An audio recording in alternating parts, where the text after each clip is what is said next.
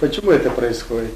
Да по тем же причинам, о которых я говорил несколько раньше. Он не уверен, что он законно и с перспективой находится у власти. Потерял эту уверенность и пытается любыми путями удержаться у власти, и тем самым ввергает вообще Россию в хаос и неразбериху. Дальнейшее усугубление кризиса и экономического, политического, финансового, хозяйственного, всех видов. Вот реалии сегодняшнего дня. Ну, возьмем пример депутатов от Чечни, где парламент Чеченской Республики, да и сама республика перешла в новый статус. Год живет уже совершенно в другом статусе. Да и автономии в составе России перешли в новый статус союзных, а депутаты все продолжают депутатствовать, хотя решениями парламента Чеченской Республики отозваны эти депутаты по многим признакам, потерявшие право на депутатскую власть и от имени чеченского народа. Ну вот это обычное состояние Верховного Совета. Точно такое же положение многие другие депутаты от других областей, республик, автономий, которые давно сменили свой статус, а Верховный Совет непотопляемый авианосец, только потому, что он обладает реальной властью и в борьбе за эту власть пойдет на все тяжкие. Джохар, скажи, пожалуйста, вот меня до сих пор, если не мучает, то во всяком случае очень интересует, как, будем сказать, не как журналиста, а просто простого обывателя вопрос. Как так? Если, скажем, та или иная республика, будь то Татарстан, Башкортостан, Чечня, скажем, отозвала своих депутатов из Верховного Совета РСФСР, то я не понимаю, какие у нас законы вообще об отзыве депутатов, или действуют они, не знаю. Я не политик, но мне это просто как обывателю непонятно. Если какая-то республика отозвала своего депутата из Верховного Совета, то как он может продолжать свои, полномочия, свои обязанности, исполнение своих обязанностей в Верховном Совете, если этот человек отозван? И последнее, это Руслан Имранович Хасбулатов, являющийся депутатом от города Грозного, у меня, конечно, я бы хотел ему напрямую задать вопрос, а когда последний раз Руслан Имранович встречался со своими избирателями, которые ему давали какие-то наказы как депутату и прочее, прочее. Было ли такое? Я не знаю. Джохар, скажи, пожалуйста, может быть, ты знаешь о таких фактах? Я, например, не знаю в силу своей некомпетентности. Вообще-то этот вопрос надо было прямо адресовать Верховному Совету России. Мне трудно отвечать за Верховный Совет. Я же привел множество фактов и множество примеров, когда Верховный Совет России не имеет законных прав сегодня на все виды власти. И признаков тому я уже перечислил немало, есть еще дополнительные признаки. Но если россиян устраивает такой Верховный Совет, в котором никого нельзя ни отозвать, ни призвать, ни вообще что-то с ним сделать, если даже он совершил тягчайшее преступление, то, наверное, надо спросить и у народа, и у Верховного Совета России. Не мне судить. У вас есть свое государство, свое правительство. значит, свой народ, который должен в конце концов привести свои. Я понимаю, но вот я лично, как обыватель, как гражданин России, я хочу знать, наш спикер парламента, председатель Верховного Совета, являющийся депутатом этого Верховного Совета от Чеченской Республики, от избирателей города Грозного. Вот я хочу знать для себя лично, является ли он таковым на сегодняшний день. И вот в чем мой вопрос. На сегодняшний день ни один из них не является депутатами от Чечни и не только не отражает интересы Чечни, значит, но и настолько изощренно действует против Чечни. И я бы сказал, и наши депутаты первые застрельщики того, чтобы между российским руководством и Чечней не состоялся конструктивный диалог. Это им сейчас нужно. Как только будет признана Чеченская Республика как субъект суверенности, а вот тут им больше уже нечем крыть. Тут они немедленно должны покинуть высочайшие посты. Вот за эти посты они и борются ценой крови, пота, насилия, терроризма против собственного народа. Я не думаю, что они могут действовать в интересах другого народа, если ради власти действовать против собственного всеми изощренными методами, используя всю власть, веренную им такому огромному государству. Вот тут противоречие между моралью, Джахар, долгом. понятно. А скажи, пожалуйста, вот существует ли на сегодняшний день какой-то документ, который бы, скажем, был направлен в Верховный Совет с просьбой отозвать или, ну, я не знаю этой процедуры, мне трудно судить, но с точки зрения политический документ, который бы отзывал народных депутатов Чечни, скажем, из союзного, из российского парламента, то есть, ну, ты понимаешь, о чем я говорю? Таких документов Вот есть ли официальный документ, какой датой он датирован, и с какой даты, скажем, все чеченские представители волеизъявлением Чеченской Республики и ее народа перестали бы исполнять свои обязанности в представительных органах власти Российской Федерации и Союза СССР?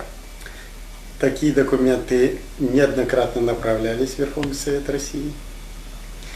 Даже последний документ, принятый на Общенациональном Всемирном Конгрессе Чеченского народа, где не только они лишили права депутатства, но и потребовали лишить их права гражданства Чеченской Республики за то, что действует вопреки воле чеченского народа и против чеченского народа. Такие документы есть, и они направлялись. Точную дату сейчас не скажу, но мы можем поднять и постановление парламента, и решение Конгресса, и еще перед этим Общенационального конгресса второго этапа. Скажем, по какому округу лично баллотировался Руслан Имранович? Я сейчас не знаю даже по какому округу. Сейчас этих округов больше нет.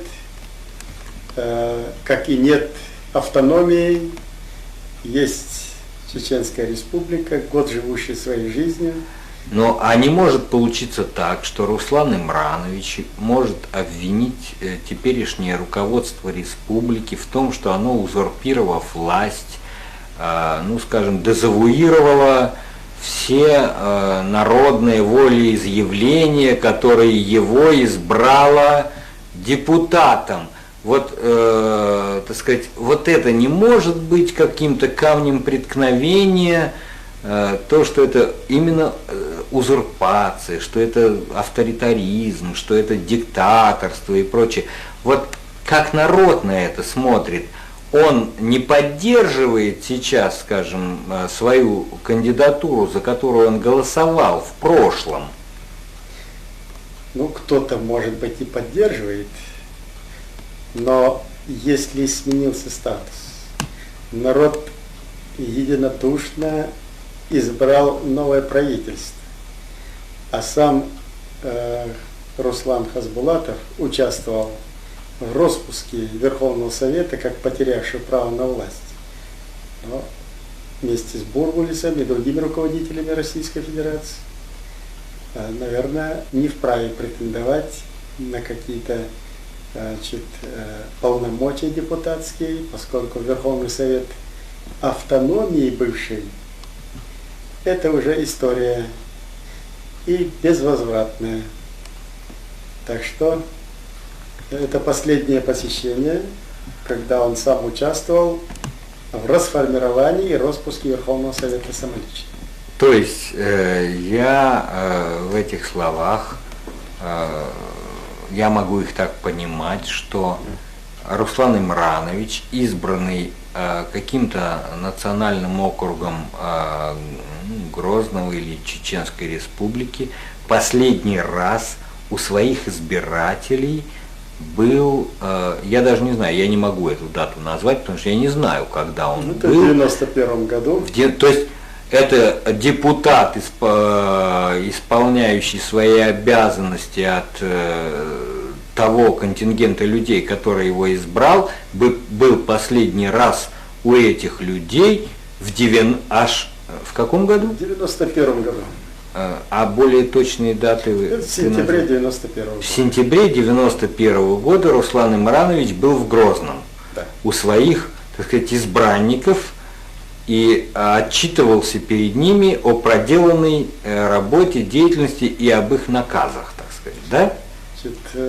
Он здесь занимался, как и все делегации из российского руководства, вопросом приведения в право и закон потерявший свое право после ГКЧП и преступлений перед собственным народом бывшего Верховного Совета. Вот отчет, правда, он в этом. Ну хорошо, но я так понимаю, что любому избраннику избиратели дают какие-то наказы, какие-то, так сказать, ну как у нас принято говорить, наказы народному депутату, в том числе и Руслану Имрановичу. Так вот, я не знаю, у нас по закону существуют какие-то регламентационные такие вот сроки, по которым этот депутат должен перед своими избирателями отчитываться. Ну, опять же, в силу того, что я не политик, я просто не слежу за этим. Так вот, объясни, пожалуйста, есть такие вот сроки?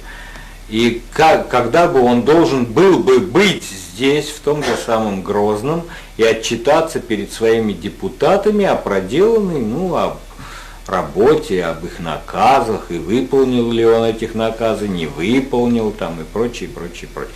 Помимо того, что он является спикером парламента. Ну, о проделанной работе мы тут хорошо знаем, и не надо ему отчитываться. Но дело в том, что у нас совершенно другая структура государственной власти, в отличие от Верховного Совета и других структур России. Мы отошли от старых структур, и у нас строгое разграничение функций законодательной и исполнительной власти. У нас теперь не Верховный Совет, а парламент. У нас свое положение о деятельности членов парламента, о деятельности самого парламента. Поэтому все эти вопросы надо поинтересоваться у депутатов Верховного Совета, как они отчитываются перед избирателями, в какие сроки. Я отошел уже от этой деятельности. Понятно. Значит, вот в твоих словах, в твоем ответе я понял следующее. Руслан Имранович, поняв ситуацию, может пользоваться ее двойственностью. То есть он понимает, что на территории республики уже не существует того положения дел, которое существовало при его избрании. Это раз. Но, тем не менее, в российском парламенте и, так сказать, в мнении людей России существуют еще те положения, по которым этот парламент избирался. И он играет на этом противоречии.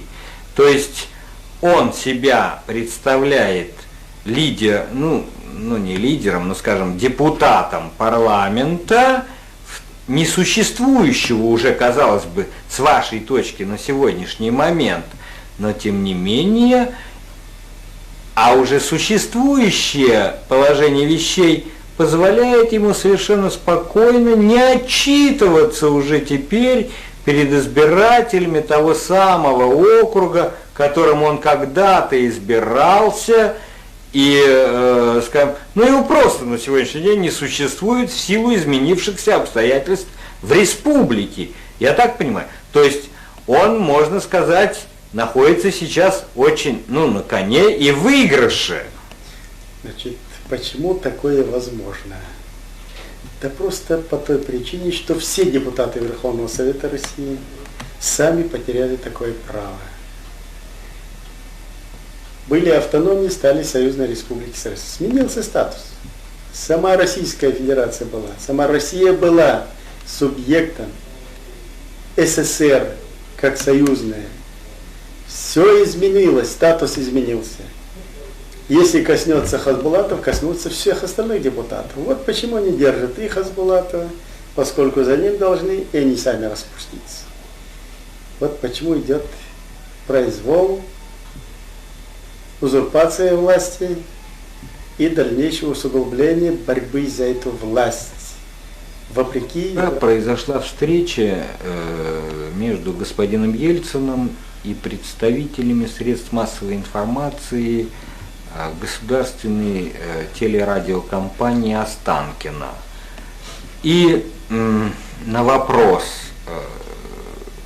журналистов о том, что как сейчас обстоят дела, скажем, с суверенитетом Татарии, Чечни, Борис Николаевич ответил, если не дословно, то попытаюсь сейчас, воспроизвести его слова, что этим республикам без России, не выжить ни при каких условиях.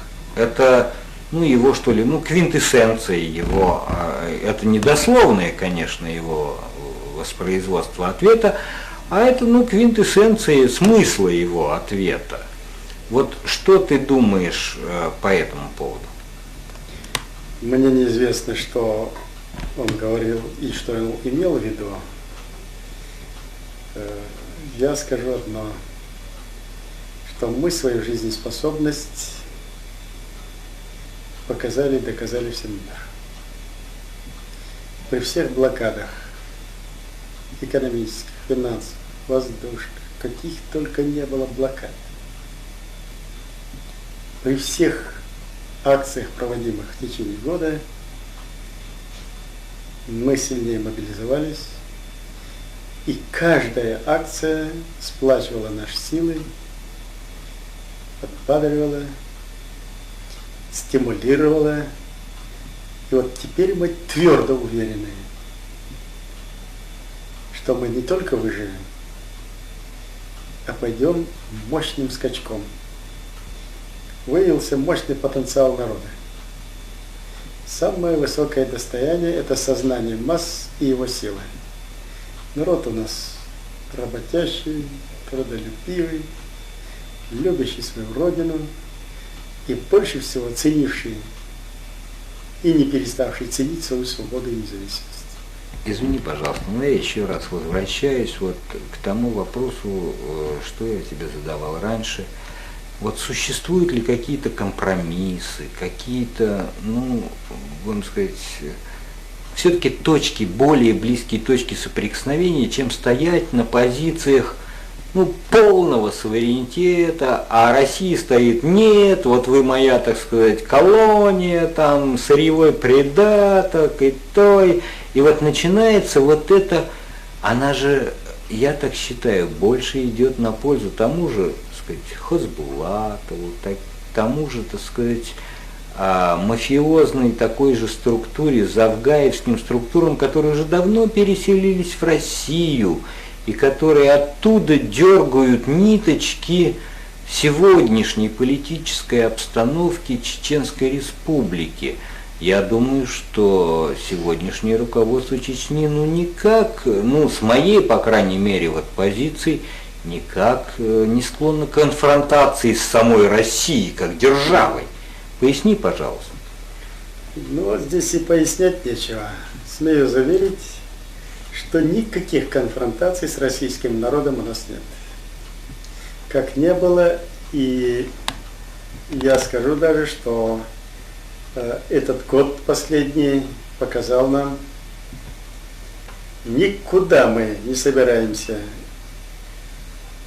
отвергать добрососедские, дружеские отношения с Россией. И в экономическом, и в политическом, и в военном, в любых аспектах. Об этом знают многие руководители в самой России. Мои предложения в апогее противостояния, что все-таки мы придем снова к таким жизненно важным вопросам сотрудничества. Напротив, вот это вот противостояние в угоду отдельных личностей из российского руководства еще больше укрепило доверие между российским народом, доверие и к правительству Чечни. Это мы ощущаем и по своим соседям. Если их не принуждали отвергать наше взаимодействие, согласие, мы бы давно перешагнули всякие барьеры и перешли бы на совершенно новые условия сотрудничества. Это Ставропольем, Краснодарским краем, Ростовской областью, Волгоградской областью, Астраханской областью. Но всегда находятся силы извне, которым так не нравится наше сотрудничество, наши экономические соглашения, наше политическое сотрудничество. И обязательно приструнят и руководителей, и ведут специальные войска вдоль границ, расставят их по дороге, совершают насилие над гражданами Чеченской Республики, значит, по национальному признаку на всей территории по дорогам. Это уже заведена мода. И при всем этом, значит, многие, в большинстве случаев, даже исполнители этой воли неохотно исполняют эти жандармские функции. И ребята, которые ездят, и наши граждане всегда с уважением в кулуарах рассказывают, как значит, в паспорте где-то чеченец сперва вызывает, значит, эмоциональную реакцию, а потом, выяснив отношения совершенно добродушно, по-дружески, значит, компромиссом расходятся на этих дорогах. И если не специально запланированная акция. Джохар, и вот знаешь, что меня еще вот просто как человека интересует. Я, так же как и ты, посмотрел диалог между Борисом Николаевичем и радиотелевизионными структурами, Останкино там и прочее. Что-то мне понравилось, что-то, ну, о чем-то я могу, так сказать, свое суждение иметь, как говорится. А вот скажи, пожалуйста, а какое чувство вызвало у тебя последнее высказывание Бориса Николаевича, уже, можно сказать, под завязку его интервью о единой и неделимой? То, что сейчас, можно сказать, не сходит с уст или передних полос многих наших средств массовой информации. Вот немножко об этом, если можно. Ну, насчет единой неделимой России я вполне разделяю взгляды российского руководства, российского народа и ни в коем образом не претендую на то, что Россия должна быть единой и неделимой. Но смею то же самое, воспользоваться своим правом, где стоит подпись всех членов ООН, Это резолюция 1514, 15-я Генеральная Ассамблея Организации Объединенных Наций, Декларация о предоставлении независимости странам и народам. Вот один из пунктов. Любые военные действия или репрессивные меры, какого бы то ни было характера, направленные против зависимых народов, должны быть прекращены с тем, чтобы предоставить им возможность осуществить в условиях мира и свободы свое право на полную независимость, а целостность их национальных территорий должна уважаться. Многотомные резолюции Организации Объединенных Наций лежат на полках, нереализуемые в отношении народов. И со дня основания этой Организации Объединенных Наций мы не чувствовали и не чувствуем сейчас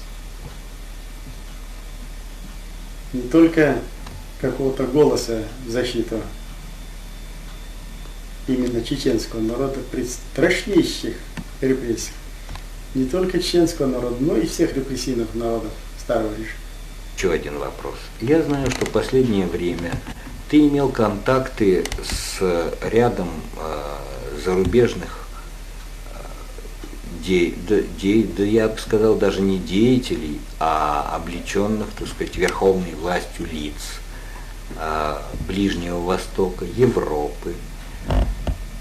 Ну и в силу этого я хотел бы узнать вот реакцию этих лиц. Я думаю, что эти лица были облечены какими-то полномочиями своих, там, ну если не парламент, то правительство, на разговоры с тобой, контакты. Но и хотел бы выяснить вот реакцию все-таки, как тебя воспринимает внешний мир. Вот это мой такой, вопрос в лоб. Если можешь, ответь. Внешний мир воспринимает как руководителя законно избранного президента нового государственного образования Чеченской Республики. Вопрос только в том, все почему-то считают, вот если Россия не признала, то это уже не государство, а полуфабрикат. Да. И больше всего считают здесь внутри свои обыватели. За рубежом так не считают. И я сам не в трагедии от непризнания. Нас можно не признавать. Дело в том, что мы свое государство строим не на подачках. Просто мне очень не хотелось бы, чтобы у кого-то были проблемы из-за нас. То есть? Во взаимоотношении, скажем, с той же Россией. Есть десятки государств, которые готовы признать. Если я тебя, извини, что я перебиваю, если я тебя правильно понял, что все те, с кем ты имел переговоры, они как бы говорят, что да, Джохар Мусаевич, мы вас признаем, но только в том случае, если вас признает Россия, потому что если мы вас признаем без признания России, то мы вызовем на себя ее Божий гнев. Так вот, что-то вот образно. Нет? Нет, наверное, так не доходит, поскольку я сразу ставлю вопрос, что я никаких просьб в отношении признания, в отношении каких-то экономических, кредитных и других вопросов не встречался. И сразу ставлю, что ничего не прошу, и мы все болячки и все свои боли перенесем сами. Пожалуйста, вот сейчас и ведется много разговоров вот насчет горячих точек там и прочее. Ты знаешь, вот мне недавно понравилось заявление генерала Лебедя. У меня к нему, в общем-то, неоднозначное, конечно, мнение. Но я говорю только об одном его заявлении, что вот там, где у власти стоят военные, я, может, недословно это все, конечно, я смысл передаю, что там, где у власти стоят военные, там наименьшее пролитие крови в силу того, что только военным дано знать, чем чреваты военные действия и что они за собой несут, какое кровопролитие, какие жертвы, какую боль, какие, так сказать, нравственные потери. И мне хотелось бы в связи с этим знать, а вот твое отношение ко всем этим горячим точкам, как ты расцениваешь их природу, их, ну, так сказать, последствия и, может быть, возможные какие-то пути выхода из этих конфликтов?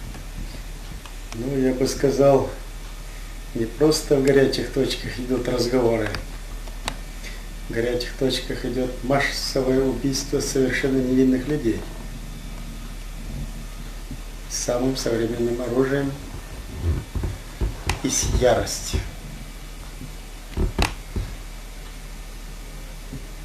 Сколько их очагов уже? Молдова, Приднестровье,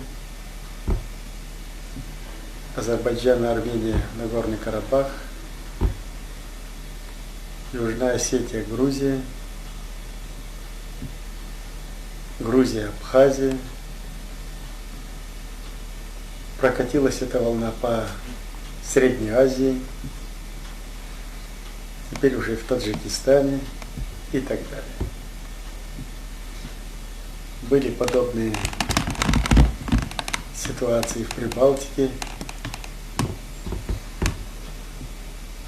где и почему так легко, с такой легкостью разжигаются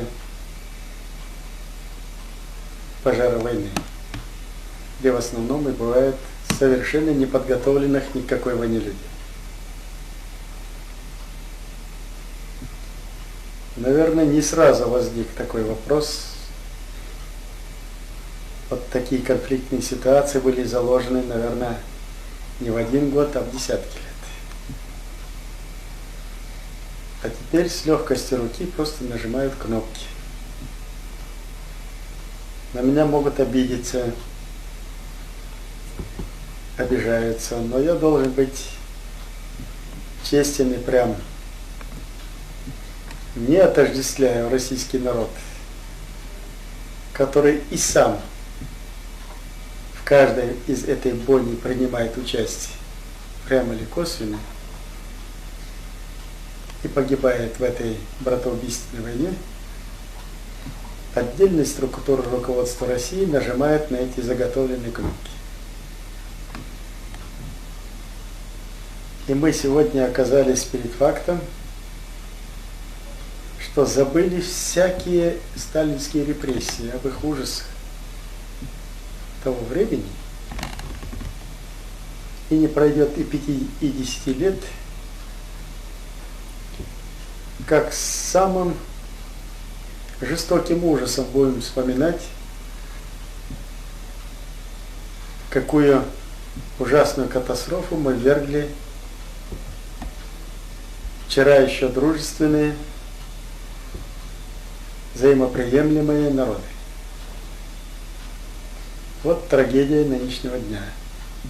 И это происходит не когда-то в прошлом и не закладывается не когда-то в будущее, а при нашей жизни, где мы сегодня и свидетели, и участники, а отчасти и организаторы этого массового убийства.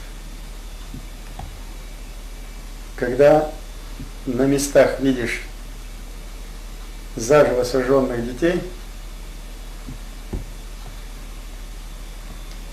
и ужасы порождения, и что нет механизма, никто не принимает мер к невоспрещению, наоборот, подливает маслица в огонь. Приходишь к одной мысли, что я уже исчерпал все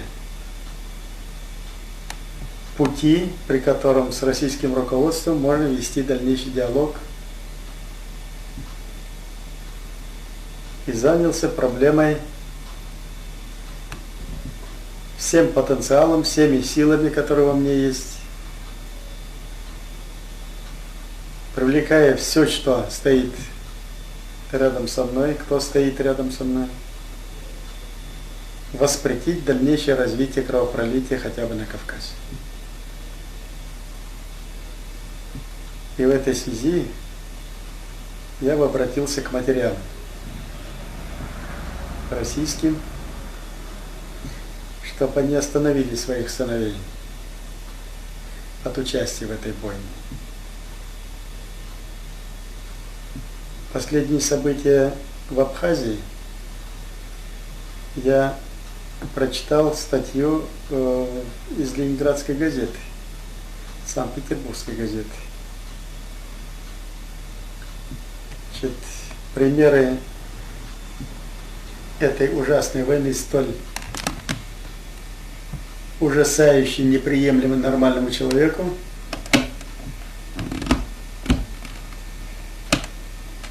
и невольно задумаешься, где мы сейчас оказались, в каком веке. В своем сознании отброшенный назад, наверное, на сотни веков, где с одного танка, подбитого русским парнем на стороне Абхазии, выходит другой русский, и оба сраженные пулями, и имена, и фамилии, 2 трупа, и 3-й там же российского парня. А ведь все это можно очень легко предотвратить. И все рычаги в руках российского руководства. А вот чем вызваны вот твои последние поездки на Ближний Восток, Объединенные Арабские Эмираты, Турция, там, Кипр и прочее? Потому что это уже, как говорится, немножко настораживает, что ли, российскую общественность. Пожалуйста, поясни. Напрасно такие поездки кого-то настораживают. Давайте проследим отношение России к нам. Экономическая блокада, финансовая блокада, воздушная блокада. Все виды блокад возведены в ранг государственной политики, принятой Верховным Советом Российской Федерации. Это в ответ на отмену чрезвычайного положения. Где мы должны искать помощь и поддержку? Там, где тебе прежде всего сочувствуют, и там, где тебя могут понять. Да и закрыв нам все пути, как в дипломатии, значит, как в праве, не только отвергнув нас, а ввергнув в тяжкие последствия и так тяжелого наследия, закрыли перед нами все двери на прочный замок и теперь обводят колючей проволокой. Когда мы об этом говорили, многие корреспонденты из России этому не верили. Их взяли, повезли на вертолете, посадили и прям показали на месте, как колючие проволоки вокруг Чечни со стороны России, значит, закладывается кордон. Конечно, мы должны искать себе друзей, мы должны искать себе единомышленников. И возможность к выживанию. Значит, единомышленников. Мы должны выживать. Мы сейчас живем на выживании. И ищем пути выживания. Скажи, пожалуйста, а вот все-таки, хотя бы, какие-то, чтобы вот нам, как россиянам, знать и как-то оправдывать политику своего правительства, которую хотелось бы оправдывать, что-то с их стороны делается вот такого конструктивного, чтобы вы видели, да, идут навстречу, может быть, в чем-то мы еще пока не достигли согласия, но ребята вроде тоже, вот как говорится, на рынке 2 дурака, один продает, другой покупает, идет торг какой-то, в данном случае политический торг, но есть ли какие-то сдвиги, ты понимаешь, о чем я говорю. Значит, все я прекрасно понимаю. Любое потепление кратковременное во взаимоотношениях российского руководства и наше желание искренне сомкнуть наши интересы и положить конец этой конфронтации, мы видим очередную заготовку новой провокации. Каждый раз. Ну, а что это как-то подтверждается? Подтверждается мое хронологическая последовательность. Ну, а примеры можно привести? Это столько примеров. Ну, например. Столько примеров. Значит, ну, скажем, каждый визит представителей российского руководства на нашу территорию. Даже последний визит Ярова сопроводился шлейфом последствий, при котором так называемые уже наши депутаты подогрели страсти, оппозиционная группировка, значит, подогретая вот этим визитом, выползла из нор и демонстрировала свои провокационные действия. И так далее. Их столько, что надо взять хронологию, мы ее ведем учет. Значит, только мы немножко ослабим, чуть-чуть, тут же начинается новое. Ну, хотя бы, казалось бы, и налажены мосты, и намечены переговоры, и вдруг на тебе воздушная блокада, ни с того ни с сего. Получай. И это вперед, накануне Дня независимости. Очередной подарок российского руководства прямо на круглом столе Кавказского дома. Ну, скажем, а воздушная блокада не может быть введена, ну, я просто гипотетически, так сказать, в ответ на то, что республика, скажем, отказывается поставлять, ну, горюче-смазочные материалы или еще какие-то вещи, или там топят.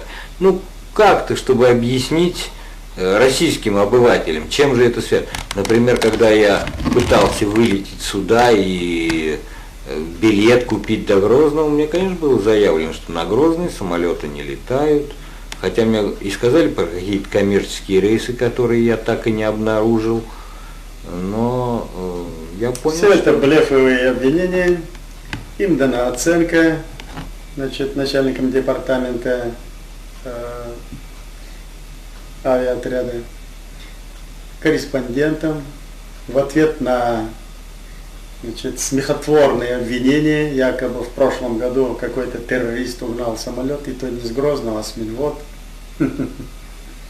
Ну, подобного рода. Ну, это имеется в дни объявления чрезвычайного положения. Да, вот это. Ну, извини, ну прошло-то уже год. Да, год прошел, да и самолет-то угоняли не с Грозного, а с Минвод. Якобы летчики боятся сюда летать к нам, здесь их притесняют. Наоборот, летчики сюда рвутся, поскольку здесь заправка всегда обеспечена. Да, но а потом ведь, ну хорошо, летчики российские не хотят летать, ведь можно же сделать рейсы и Грозинского авиаотряда, скажем, и отсюда на Москву и обратно. Пожалуйста. Мы как раз и ответили, когда сделали заявление, что боятся летать, но тогда наши летчики нисколько не боятся летят ни в Москву, ни у нас. А это как объяснить? Ну, ответа не нашли.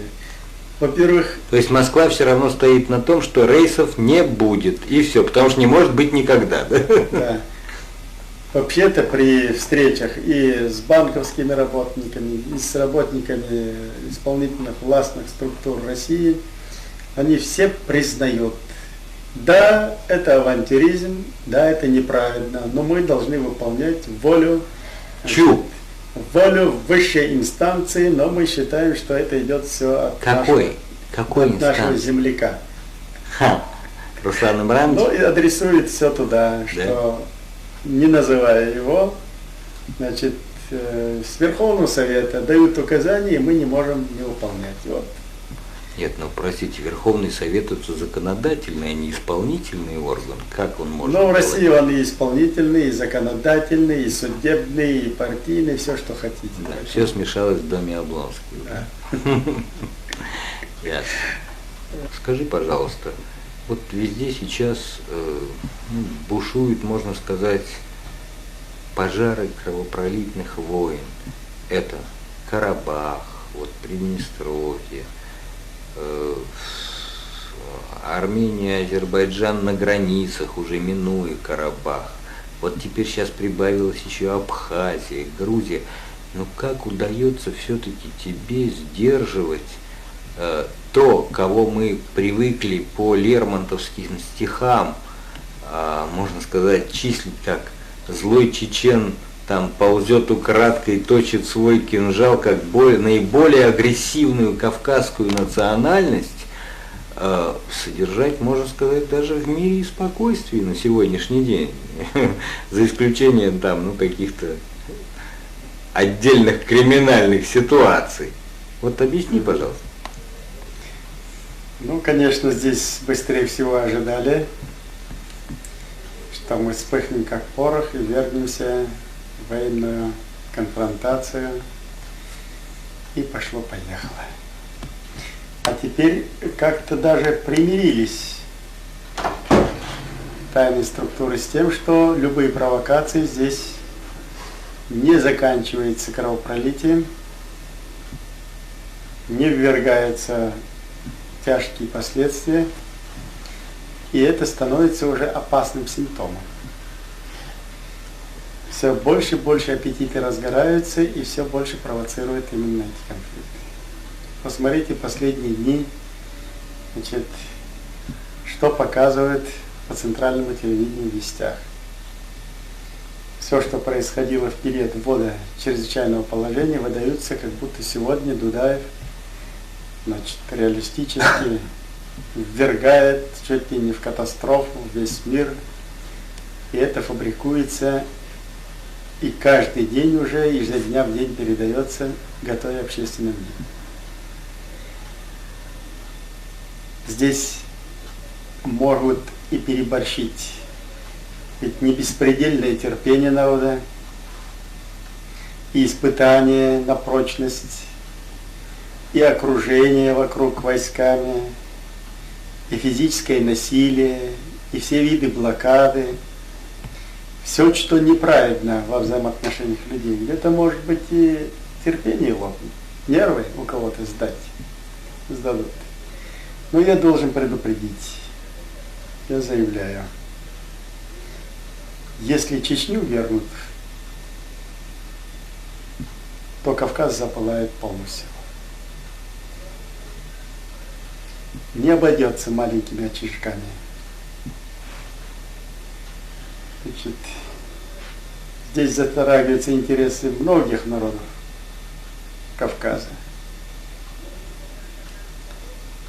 А мы честь чеченскую не посрамим. За себя постоим и постоим на смерть. Гигантскую работу мы проделали, чтобы не допустить этого, чтобы воспретить и быть гарантом стабильности на Кавказе, хотя бы хоть один очаг.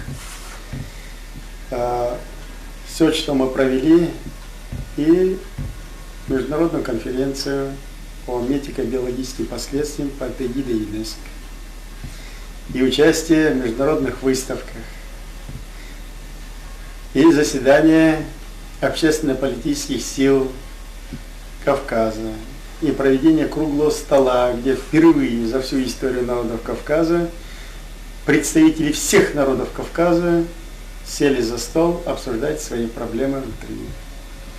16-17 этого месяца мы проводим, теперь уже окончательно, почти исчерпав арсенал дипломатии, переговоров, повернулись лицом к религии. И вот 16-17 числа мы приглашаем руководителей различных направлений вероисповеданий. Конфессии. Да,